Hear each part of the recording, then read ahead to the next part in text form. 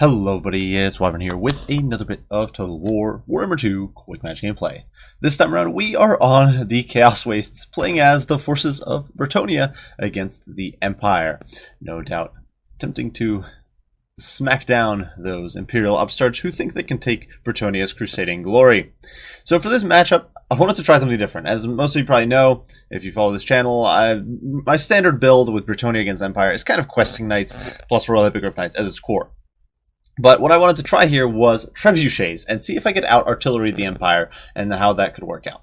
Because it is a build I've seen quite a few people run. It's something I've heard mentioned to be pretty good and wanted to give it a shot. So going over the build here, nothing much fancy. We went super wide to try to protect all these trebuchets, plus because we couldn't really invest that much in cavalry when you're investing over 1,000 gold a pop for some 6 chevron blessed field trebuchets, and I wanted those chevrons to be able to hit enemy artillery or artillery crews pretty consistently. So the centerpiece here, 3 blessed field trebuchets, all on 6 chevrons. Lewin up in the sky, he's got his full kit, so he's a very, very solid. Or actually, I do believe I forgot to toss the Sword of Corone on him, so, you know, new mistake, but it is what it is. Besides that, front line is composed of a mix of peasants as well as some spearmen at arms there, some spearmen at arms with shields as well, just sort of a bunch of chaff to slow my opponent down. A few men-at-arms with polearms are in the back line protecting our trebuchets, and we do have some peasant mobs in there as well. Finally, we do have 2 units of questing knights as a bit of mobile support. You always want some mobility, no matter what sort of build you have, unless you're kind of forced not to have mobility, like dwarves perhaps. And finally, Damsel Beast is our caster. She's coming in with merely 2 spells. She does have the Amber Spear as well as the Transformation of Kadon. And what I was kind of hoping for here is the fact that the trebuchets would chip down, beat the enemy artillery, and then chip down enemy cavalry, infantry, that sort of thing over time. Now for my opponent, he has gone with a relatively wide Empire build. A bit of an interesting choice here is Marcus Wolfhart. I do see him occasionally in this matchup, and I don't think he's a good pick. He's just very, very slow and easy to run down for Brettonia. But of course, he does have the Hunter Snare. He's got Focus Shot as well as Amber Bow, so good for single target sniping. But honestly, against the 2 likely Lord picks from Brettonia, he kind of sucks because Fey Enchantress has massive magic resistance, so she shrugs his shots off, or at least his magic missiles off. And Louis, of course, does have the Lion's Shield, which makes him functionally invulnerable to magic missiles when he casts it, at least. Besides that, we do have a Warrior Priest backing up the front line. This bad boy does have the Hammer of Sigmar as well as the Shield of Faith, so both very good frontline buffs. Kind of an interesting choice. This guy is pretty good to support heavier infantry like greatswords, but I feel he's kind of wasted on swordsmen. Probably better on a horse supporting Royal Griffiths here. He does also have Benediction, great for keeping the troops in the fight. A bunch of swordsmen in the front will easily run over my trash tier front line. They are backed by some spearmen with shields, also a solid unit against Brettonia. A handful of gunnery here, some silver bullets, as well as huntsmen providing some anti-large support. Hammer of Witches in the back, Royal Griffiths, and 2 units of Reichsguard. So a bit of an interesting build from Empire here, kind of getting a little bit of everything. Not sure it's what I would recommend. I would probably be more favorable to going all on into cavalry, or perhaps more into a static and defensive playstyle. It's a little bit of both.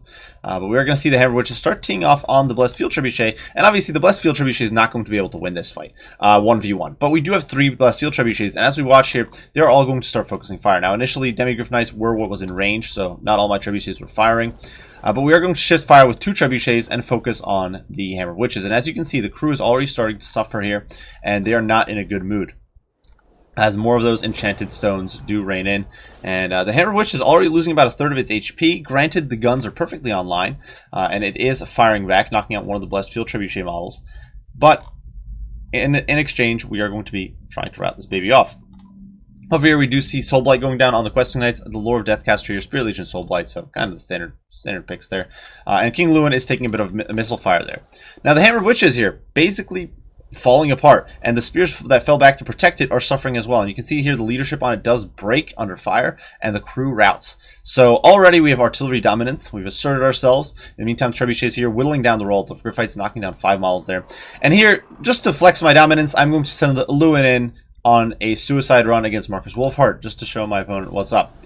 In all seriousness, this was a very stupid decision. My opponent immediately hits me with Hunter Snare and promptly pounds me into oblivion with Huntsman as well as silver bullets. So, low IQ plays, as one can expect on this channel, and yeah, Lewin, despite popping all of his buffs there, Lion's Shield, of course, making him near invincible. Most of the missile play here is still in a very, very grim spot. And the thing is, if he is broken, he's not going to be able to heal, and I don't have a healing caster. So, yeah, that's rough. Manticore, though, is summoned, and this bad boy is going to be heading for the Silver Bullets. We can also see I attempted to get an Amber Spear off there. And it is going to go off there, whistling into the Silver Bullets, knocking off about 20 models before the Manticore connects. In the meantime, Lewin has been routed. And so things are looking a little grim. Now, things did look a little good initially when the Hammer of Witches was shattered, but my opponent does still have some Royal Griffiths here. These guys do cost Terror, which is potent against all my infantry. Not so great against the Questing Knights who are immune to Psychology, but everything else does have to watch out. Now, one big misplay is that my opponent's Reichsguard are all the way out here, and although they are trying to pivot in, I still have very many troops to protect them. I've got these men-at-arms, these peasants, these spears, because I'm feeding crap troops into the grinder, while at the same time letting my archers whittle down my opponent's elites, and using my artillery to win against my opponent's better troops. And you can see the Roldorf Griffiths down to 14 models, not in a good spot. My opponent does snipe down Lewin there with another sort of spiteful shot there from Marcus, but we are going to send the Manticore after him and look to put him in the bin. And you can see 2 Manticores are going to be a bit too much for him to handle. He's really not going to be a good spot there. In the meantime, here in the pits, Warrior Priest helping chew through these troops. Now, he doesn't have Soulfire, which is going to make it a little difficult for him to really dispatch this mob. And you can see my archers are overwhelming the Huntsman. Doesn't matter how good you are, this many garbage arrows flying your way, you're going to break. Over here in the meantime, the Damsel of Beast is trying to slow down the Swordsman, trying to buy me time as polearms march forth to intercept the swords. And at this point, I'm starting to run a little low on chaff. I can't really afford to detach these polearms to take the front line fight. I'm feeding peasant mobs into the grinder, but really, I still need some stuff to defend the Blessed Field Traps, so we are going to have to start calling in those reserves, the Questing Knights and those troops marching forward to do their best. Silver Bullets, as you can see, were shattered. Marcus Wolfhard here removed from play as well. Which is definitely nice. Unfortunately, this Manticore kind of loitering around. Really should have tried to get it in onto Deathcaster a bit faster, but oh well, what can you do? And I actually sent in a Wolfhard trying to kill him for good, but that is definitely not the smartest play there. In the meantime, here in the pits, we're going to see the Royalty Griffiths tangling with polearms as well as Questing Knights and the Damsel. Big misplay in my opinion. My opponent probably should have held off on these guys, supported the infantry push. And these spears not charging down the pipe when they really should be. So, bit of a misplay there, and it is going to cause this entire pocket to collapse, and things are definitely looking up for Brettonia. In the meantime, archery mob here unloading at point blank on the swordsman. But Reichsguard plowing in from the flank, breaking the Brettonian trash. And keep in mind that this balance of power, it looks very favorable to me right now. But my opponent still has a lot of infantry, and a lot of that balance of power is because these Blessed Field Traps still have a lot of ammo. But if my opponent is able to take these babies offline, I'm in a much worse spot. I've only got 2 units of Questing Knights, one of which is pretty heavily mauled. My opponent could be spamming Spirit Leech right now, and instead he's using it, I think, on my Damsel of Beasts, which is a big misplay. Really, you should be dropping Spirit Leeches on the Questing Knights here to melt their HP away, or melt their models away. But, yeah, despite the fact that this looks like a bit of a grim predicament, my opponent still does have some very fighty troops, and if he's able to overwhelm my trebuchets, that could be enough. You can see I actually lose the Peasant Bows here, so huge misplay there, just letting the Reichsguard get into my backline. But I didn't really have too many options with only 2 units of Questing Knights and one of them bogged down fighting the air fights. Definitely not the greatest thing. You can see balance of power shifting back down towards the middle for my opponent. He's still got these healthy swords. All my Brettonian trash is in full flight. It's going to be hard to rally them. And really right now it's the Questing Knights and the polearms holding the line, just the anchor that is keeping everything together. And of course, Questing Knights will do very well against Reichsguard. That is one of the matchups where they do where they just excel for their cost. They can trade very, very cost efficiently and drag these guys into the muck, especially with Spearmen at Arms in tow there. We are going to be able to start dragging these guys down. This Amethyst Wizard not where he wants to be in life either, and Reichsguard is going to rout. Having removed Marcus from play was definitely a big win, since it means my opponent does not have the leadership necessary. Empire Cav doesn't have the best leadership, so they kind of struggle. We do see some of the Reichsguard get in on the Blessed Field Trebs here, but they do keep firing. Questing Knight is just kind of passing by here, throwing the Reichsguard a good old salute before engaging in a chivalrous duel, where the less than chivalrous trebuchets send some of those knights splatting onto the ground. So yeah, Peasant Fire, not always the most precise, but we are buckling the leadership on the Reichsguard. They are surrounded here, pincered between the Blessed Trebs and the Questing Knights, and now the Peasant Mobs. And of course, that's really where the terror kicks in, when Peasant Mobs start swarming you. The stench is just overwhelming. Even the Brave Knights of the Reichsguard can't take on that. And though my opponent is trying to micro them into my trebuchet crews here and keep them running, just evading that stench from the peasants. There's just so many peasants here that you can't escape the stink, and slowly but surely they're being whittled down. Over here, Spearmen getting overwhelmed. Archers continue pouring in the fire, trying to break these Reichsguard off.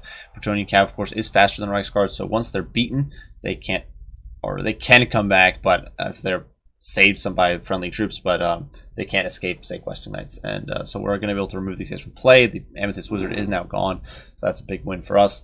Damsel Beast coming in to finish the job, looking to vent her frustrations at not having a fancy, unique model like this guy over here. And so she's going to smack him around a bit with that little sword of hers. As artillery continues raining down, and of course the splash isn't damaging my troops, which is kind of nice, though it's still butchering some of these peasants. I'd rather not see what the friendly fire stats were for this game. And although we are, at this point, bounce power is definitely very much in our favor. My opponent kind of shot his bolt with the Reichsguard got wrecked, and we are able to overwhelm what's left of the infantry. A Pyrrhic victory for Brettonia. So, going over the build here, in hindsight, probably could have ditched one of the trebuchets easily. 3 was probably a bit much, and I'm not sure the blessed trebuchets were necessary.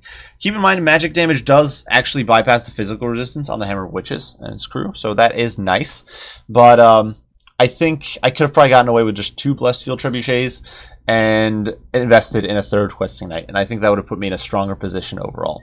Because having a 3rd questing knight would have given me more flexibility to defend against my opponent's Reichsguard, who got a bit too much value at a stage where my opponent was already essentially losing. So if I had an extra unit of questing knights there, I think I could have blocked up my opponent's cav and sealed my line a bit better.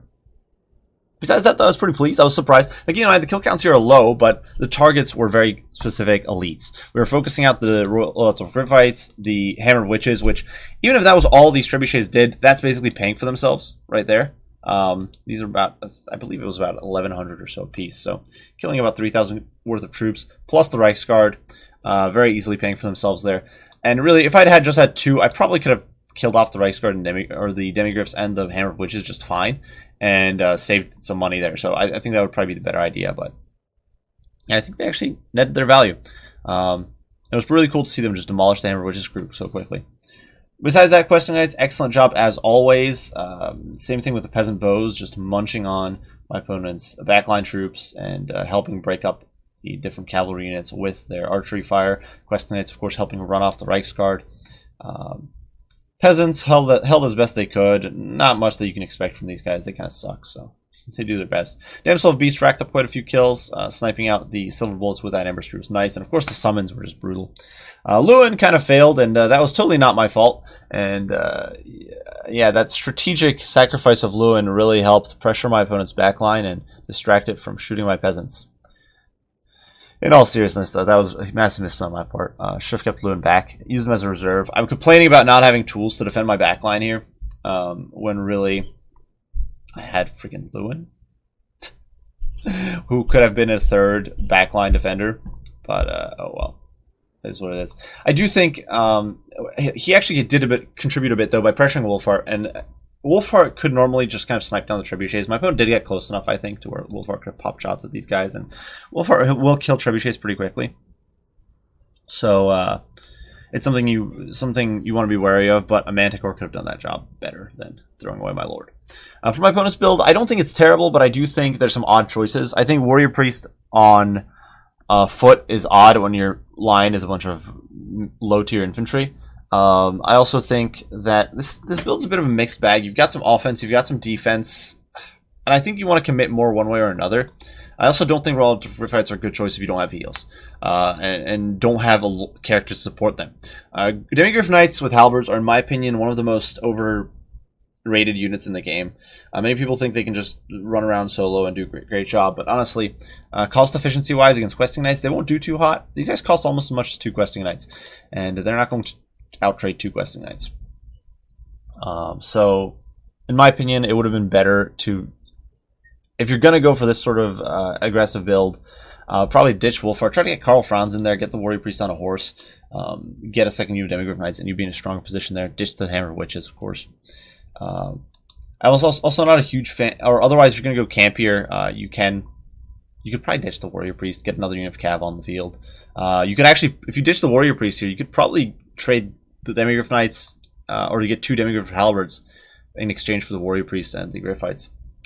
So just something to keep in mind, I think, if you want a bit more defensive. But regardless, well played to my opponent, Arizona Black here. Hope you guys did enjoy the video. As usual, leave any thoughts, opinions, comments, critiques down below. I will do my best to respond as soon as I can. I do thank you all for watching, and we'll see you all in the next one. Bye for now.